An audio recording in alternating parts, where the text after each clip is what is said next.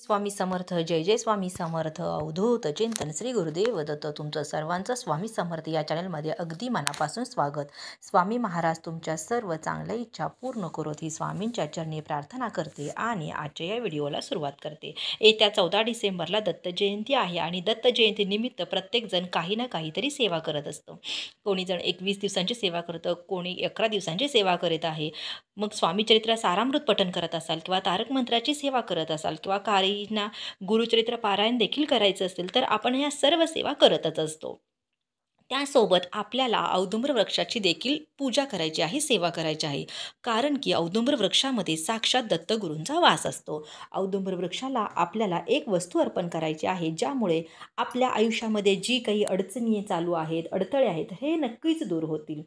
कारण आपण आपल्या आयुष्यामध्ये येणाऱ्या अडचणांचा किंवा संकटांचा वेग नक्कीच कमी करू शकतो. पण मेहनतीचं देखील काही वेळेला आपल्याला पाहिजेल तसं फळ मिळत नाही. आपल्या कष्टाला नशिबाची साथ मिळत नाही. तर आपल्या नशिबाची साथ मिळवण्यासाठी, आयुष्यातील दुःख, दारिद्र्य, गरिबी दूर होण्यासाठी आपण दत्त जयंतीपर्यंत कोणती सेवा किंवा कोणते उपाय करावे याबद्दलची सर्व माहिती आपण या व्हिडिओमधून जाणून घेणार आहोत.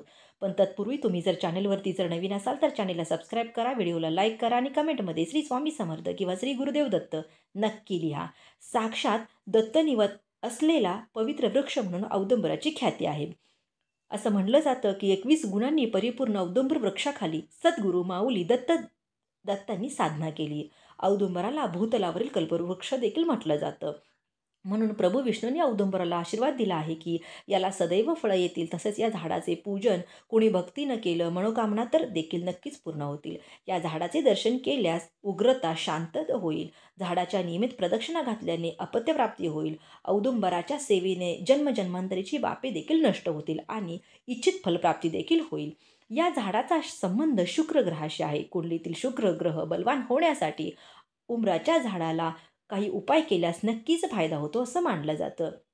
या झाडाला नियमित पाणी घातल्यामुळे किंवा त्याखाली दिवा लावल्यास तुमच्या कुंडलीतील शुक्र ग्रह हा बलवान होतो. यासोबतच पैशाशी काही समस्या असतील तर त्या देखील दूर होतात.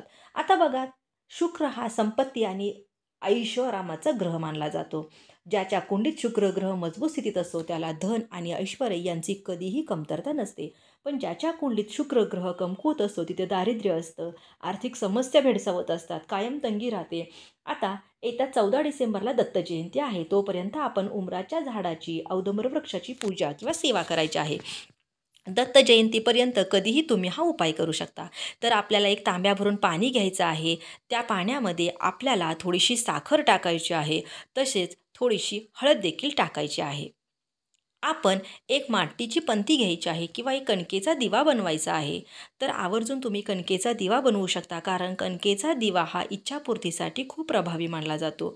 कणिक मळत असताना त्याच्यामध्ये तुम्हाला मीठ टाकायचं नाही, चिमूटभर हळद टाकायची आहे. तसेच आपण जी मातीची पंती घेणार असेल तर ती कुठेही तुटलेली किंवा फुटलेली नसावी याची काळजी घ्या. दिवा आपल्याला चांगलाच वापरायचा आहे. आता दिवा आणि पाणी घेऊन आपल्याला औदुंबर वृक्षाजवळ जायचं आहे. प्रथम औदुंबर वृक्षाजवळ आपण शुद्ध तुपाचा दिवा प्रज्वलित करायचा आहे आणि तो केल्यानंतर आपण जे काही पाणी आणलेलं आहे त्या पाण्यामध्ये आपण साखर घातलेली आहे, हळद टाकलेली आहे, ते पाणी औदुंबर वृक्षाला अर्पण करायचं आहे. करत असताना आपल्याला श्री गुरुदेव दत्त, श्री गुरुदेव दत्त या मंत्राचा जप करायचा आहे. तसेच औदुंबर वृक्षाखाली खूप मुंग्या असतात, त्यांना देखील तुम्हाला काही वस्तू खायला तुम्ही देऊ शकता. यामुळे देखील दत्तगुरूंचा आशीर्वाद हा आपल्याला प्राप्त होत असतो. कारण की असं मानलं जातं की अन्नदान हे सर्वात श्रेष्ठ दान असं मानलं जातं. आपण जर जास्त स्वरूपामध्ये देखील दान करणं शक्य नसेल तर कमीत कमी आपण मुंग्यांना तरी काही खाऊ घालू शकतो. आणि आपण थोडंसं गव्हाचं पीठ भाजायचं आहे, त्यासोबतच थोडासा रवा भाजायचा आहे आणि हे भाजत असताना त्यामध्ये तूप टाकायचं आहे.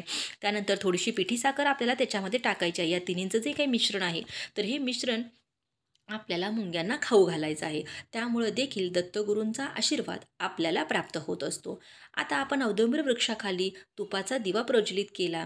तसेच तिथं आपण थोडंसं शुद्ध जल अर्पण केलं. त्यानंतर औदुंबराला आपल्याला प्रदक्षिणा करायची आहे. प्रदक्षिणा करत असताना आपण दिगंबरा दिगंबरा श्रीपाद वल्लभ दिगंबरा, दिगंबरा दिगंबरा श्रीपाद वल्लभ दिगंबरा या मंत्राचा जप करत राहायचा आहे.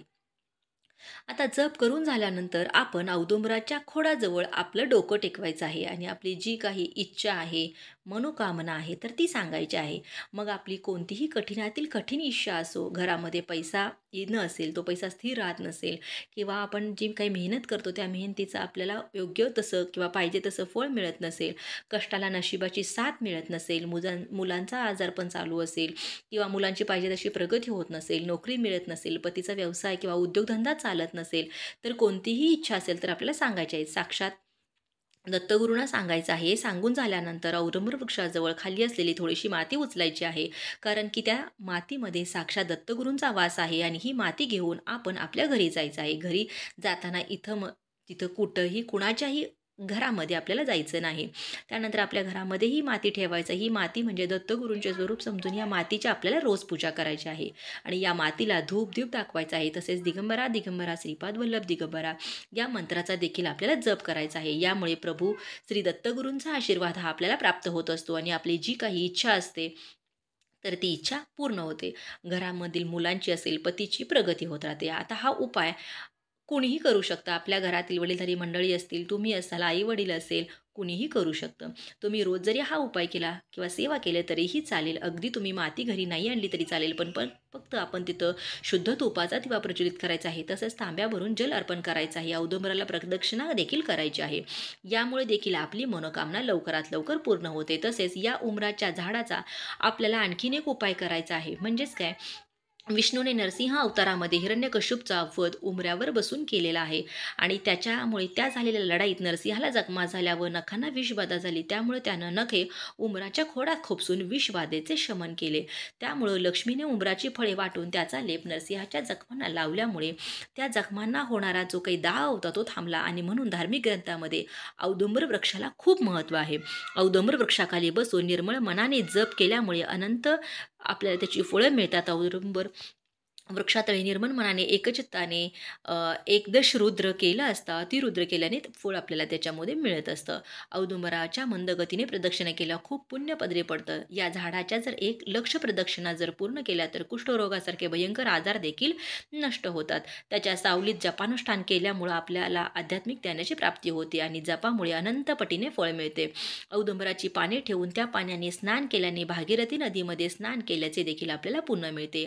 औदुंबराची सेवा केल्यामुळे आपल्याला संपत्ती, आरोग्य, धनधान्य सर्व प्रकारचे ऐश्वर्य प्राप्त होते. आता जेव्हा पण तुम्ही स्वामी महाराजांच्या केंद्रामध्ये जात असाल किंवा दत्त महाराजांच्या मंदिरामध्ये जाल, तेव्हा बाहेरच तिथं औदुंबर वृक्ष असतो. पहिल्यांदा गेल्यावरती आपल्याला तिथे हातपाय स्वच्छ धुवायचे आहेत आणि त्यानंतर औदुंबर वृक्षाचे दर्शन घ्यायचे आहे. औदुंबर वृक्षाला 11 प्रदक्षिणा घालायच्या आहेत. त्या वृक्षाखाली बसूनच तुम्ही दिगंबरा दिगंबरा श्रीपाद वल्लभ दिगंबरा या मंत्राचा जप देखील करायचा आहे आणि आपण दत्त महाराजांच्या किंवा स्वामी महाराजांच्या मंदिरामध्ये मठामध्ये जायचं आहे. एक नारळ घ्यायचा आहे, खडीसाखर, अगरबत्ती आपल्याला घ्यायची आहे आणि जी काही इच्छा आहे, मनोकामना आहे तर ती स्वामी महाराजांना सांगायची आहे. आता नारळ, खडीसाखर घेत असताना त्या नारळाला आपल्याला लाल रंगाचा धागा देखील बांधायचा आहे. आपली इच्छा, मनोकामना अगदी कोणतीही इच्छा असू दे ती तुम्हाला सांगायची आहे आणि मग घरामध्ये कोणतीही तुम्हाला समस्या असेल, नोकरी हवी आहे, संतानप्राप्ती होत नाही, तुम्हाला जे काही आहे ते मनापासून आणि श्रद्धेने स्वामी महाराजांना किंवा दत्त महाराजांना सांगायचं आहे. आपण जर अशा प्रकारे स्वामी महाराजांना नवस केला तर तो नवस देखील पूर्ण होत असतो. तुम्हाला हा जर व्हिडिओ आवडला असेल तर तुम्ही नक्की व्हिडिओला लाईक करा, चॅनेलला सबस्क्राईब करा. तेव्हा पुन्हा एकदा भेटू अशा नवीन एका माहितीसोबत. तोपर्यंत श्री स्वामी समर्थ. जय जय स्वामी समर्थ.